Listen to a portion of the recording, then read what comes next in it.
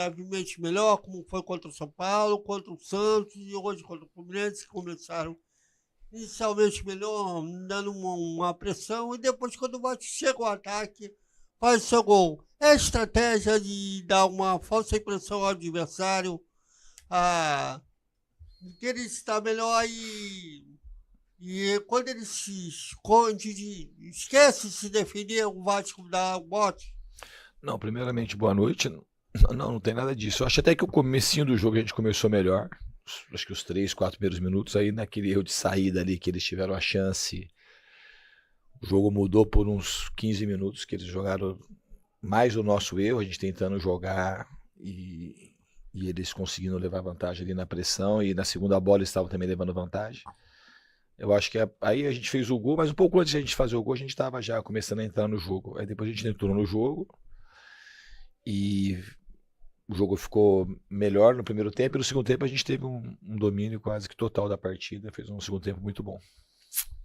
Boa noite, Diniz, Rodrigo Campos. Parabéns não somente pela vitória, mas pelo desempenho do Vasco. E você sempre, de forma muito ética e correta, divide os méritos de uma vitória com seus jogadores, comissão técnica e até mesmo os torcedores. Mas hoje eu vou um pouquinho mais além. Qual é a sua satisfação pessoal quando você vê que muitas vezes esse esquema foi questionado, é perigoso, vai perder a bola ali atrás, e hoje a torcida gritando olé, absolutamente segura, com uma defesa muito sólida? Bom, isso aí porque a gente ganhou o jogo 2-0, né? Se entra a bola no erro do Barros ali e o Fluminense ganha de 1-0, já tá todo mundo questionando também. A gente só tem segurança de que as pessoas estão entendendo no dia que a gente perde por conta de uma falha. Tipo, é um jogo de risco. O Fluminense também errou na saída, o nosso gol, a gente jogou uma bola alta também, na pressão alta. Mas a gente cobra para os times serem mais ousados, mas a gente só pode ser ousado se vencer a partida. Se não vencer a partida, você tem que ser conservador. Então, hoje, os elogios assim têm muito a ver por conta do desempenho, mas por conta da vitória. A gente teve o jogo, por exemplo, contra o Ceará, a gente fez um jogo que a gente perdeu no final, a gente foi questionado, porque a gente perdeu uma bola na saída. E para a gente melhorar, o jogo é o melhor treino. A gente tem que se arriscar no jogo, porque só lá no CT a gente se permitiu erro, se permitiu jogar, não adianta. O Barros só vai melhorar se ele tiver condição de errar. No Fluminense, muitos jogadores, o Martinelli hoje joga absolutamente sólido na saída, porque ficou 2, 3 anos pegando bolas exprimidas e o cara vai aprendendo a jogar dessa forma. Então eu estou muito contente, eu acho que o time foi premiado pela vontade, pela seriedade que encarou o jogo e, sobretudo, acho que pela coragem. Boa noite, Diniz, Danilo do Expresso 1923, parabéns pela vitória. A pergunta é sobre o ataque, o Vasco que não deu tantos chutes a gol, mas foi letal quando chegou, e especialmente da confiança, né? A gente vê um Ryan chutando de longe, chutando de média distância, como é que você destaca isso em relação aos treinamentos e aos jogos? Obrigado. Bom, eu acho que assim, o volume de chutes às vezes não diz o que foi a partida. No segundo tempo a gente teve um controle meio que absoluto do jogo, a gente soube selecionar a hora de jogar, a hora de atacar, a hora de controlar e a gente foi muito eficiente, é verdade, nos chutes. Teve um jogo agora recentemente, Corinthians e agora Corinthians e Atlético Mineiro. O Corinthians também finalizou poucas vezes, mas teve um volume ofensivo muito importante.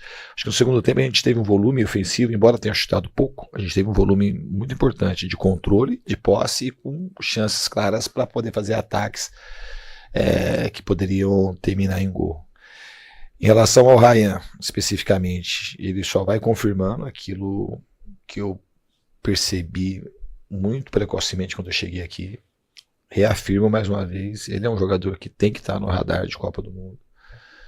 Ele é um atacante cada vez mais sólido, ele está se conhecendo e se autoafirmando como um grande atacante. E o Ryan de hoje, ele tem tudo para o de amanhã ser melhor que o de hoje, porque ele está crescendo cada vez mais.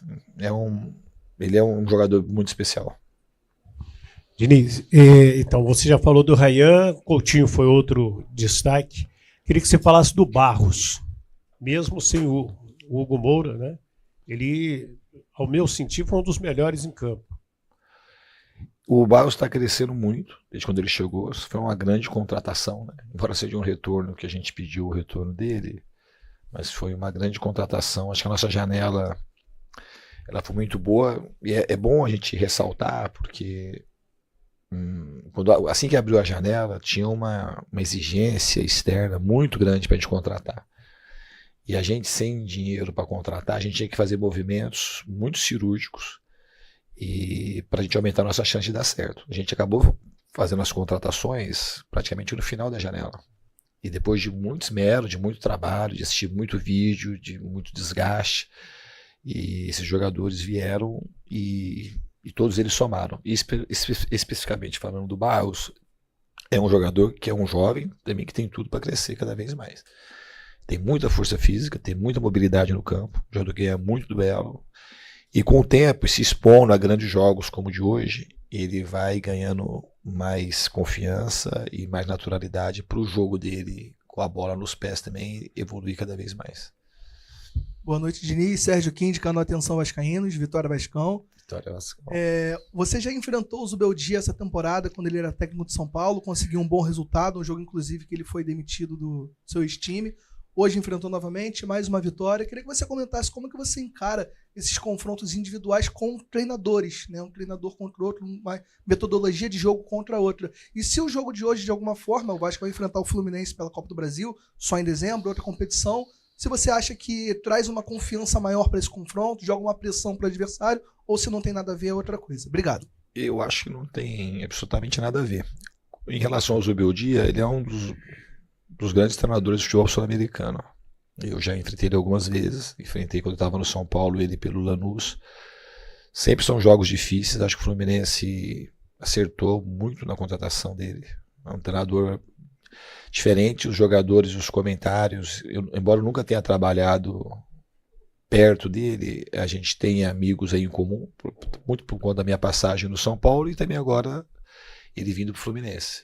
E as referências dele são as melhores possíveis. E os times que ele dirige sempre são times extremamente competitivos. Ele fez um grande trabalho no São Paulo, fez um grande trabalho no LDU, fez um grande trabalho do Lanús.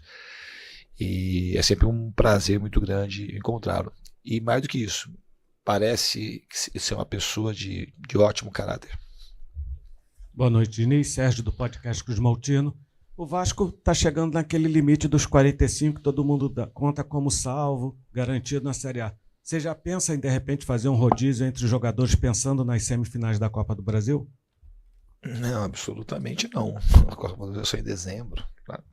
Não tem, faltam 2 meses ainda. A gente tem muita coisa para poder pensar. E também todo mundo sabe que eu não sou um treinador de ficar fazendo rodízio só se precisar. A gente treina de maneira muito intensa e prepara os jogadores para aguentar a maratona de jogos. Obviamente, se uma hora precisar, um outro jogador ficar de fora, a gente vai estar atento para poder fazer isso. Mas eu não estou pensando ainda na Copa do Brasil, está muito longe.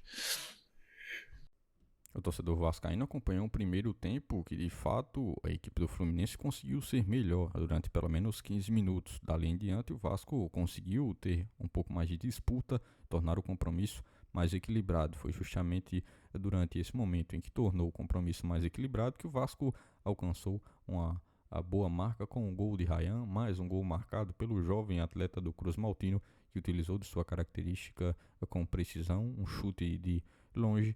Tudo bem, é que houve todo um desvio e que permitiu com que o Vasco pudesse abrir o placar próximo aos 40 minutos do primeiro tempo. E isso deu uma determinada tranquilidade para a equipe de Fernando Diniz, que até aquele momento não havia conseguido tantos ataques de forma mais frequente e principalmente ataques efetivos contra a defesa do Fluminense. Fluminense muito melhor posicionado que o Vasco durante parte do primeiro tempo.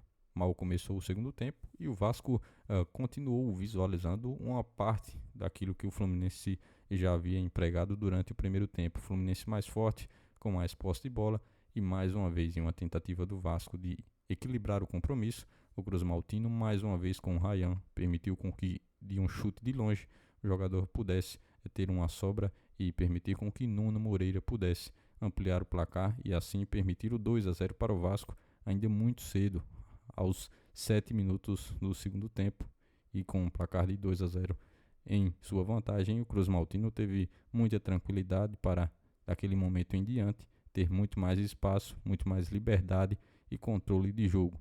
3 pontos importantíssimos num clássico que mostram que o Vasco de fato tem conseguido empregar um ritmo muito forte sob o comando do técnico Fernando Diniz e tem estado atualmente em uma fase muito boa. Os últimos 5 compromissos, 4 vitórias somadas pela equipe do técnico.